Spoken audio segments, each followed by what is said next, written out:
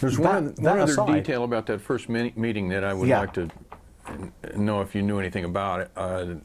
The guitar player in Trinity's name was? Gary Boyle. Vic Briggs at the time. Vic Briggs? Vic Briggs, yeah. And I had heard that he was playing out of one of the earliest Marshall amplifiers at that time. Very possibly, yeah. And Jimmy had never seen a Marshall amp before that. That is also possible, yeah. I really wouldn't know, but I think, because the new kind of Marshall stuff had just come out, you know. Right, and then the story that I read went that he plugged in to Vic's amp, I guess it was, and turned it up all the way. Of course. Nobody ever did that. Right? No, nobody ever did that. Nobody ever turned it up all the way. So these were small clubs. And so now it's feeding back and getting all these weird sounds that Jimmy became famous for. Yeah, absolutely. And that was the first. You're talking about loud stuff. I mean, there was another band. There was another club that we played at called the Speakeasy. Now the Speakeasy was about the same size as the Cromwellian. Very small club, probably held about 150 people maximum, something like that. And Keith Moon would come down and say, "Here, Bri, let me sit in, man." You know, I'm like, "Oh dear." I said, "Look, because he was a wild man. Look, right? Mooney." He was an absolute wild man. Yeah, but you play too loud, Mooney. You know, he said, no, I won't play loud. No, I won't. You know. But no, come on, let me sit in. And he hit me with this thing. "Come on, you're the only jazzer that I can talk to, Bri." And what can you say? You know, and like, all right, Mooney. You know, and so he would get on the drums, man, and then we'd start playing, and it was like rolling thunder. It was unbelievable, you know. And people would be sitting at their table, and almost you could see the food lifting up off their plates, you know. And it was absolutely absurd. And then afterwards, he'd come off and say, "Oh, I really enjoyed that. Thanks so much, Brian." You know, and I said, "But Mooney, I thought you said you weren't going to play loud."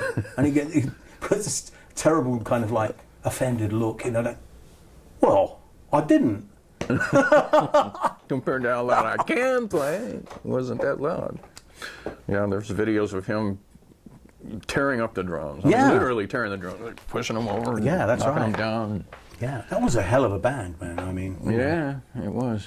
It was very much fun to watch. So, how long did the Trinity last? 3 years until 70, or 2 years? Yeah, it lasted with Julie into '69. You know, we finished that tour of the States and did some other stuff. And by the summertime, Julie really needed a rest, actually. She was really exhausted. And so I went on with the members of the band, but Vic Briggs had gone to the New Animals, and so I brought in a guy called Gary Boyle. This is where the India thing came from. Right. Gary was the from one India. That was actually born in India. And so that lasted through until the summer of 1970. And there were a couple of people in the band, not Gary, but a couple of people in the band from the Trinity that were just so incredibly negative, and I don't know what their problem was, but they certainly had serious problems. And it just, in the end, dragged my energy down to incredibly low levels, and I just thought, look, I just want to play and be happy, and I need a harmonious atmosphere to work in, because this is not creative. This is, So in the end, I thought about it all, and I thought, I've got to start a new band, which I did.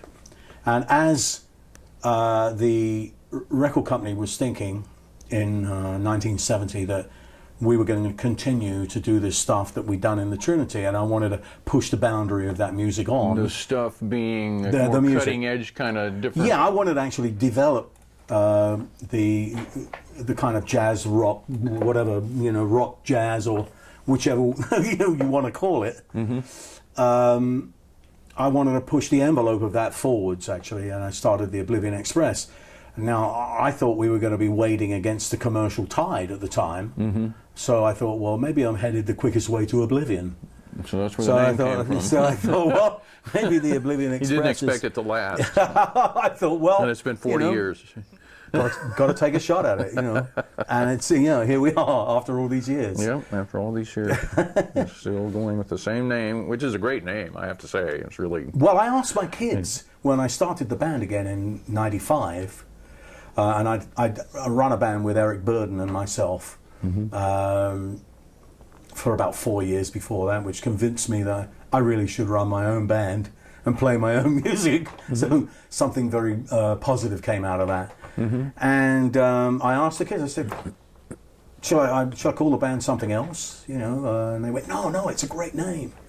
Well, okay. Yeah, it is a great name. Yeah.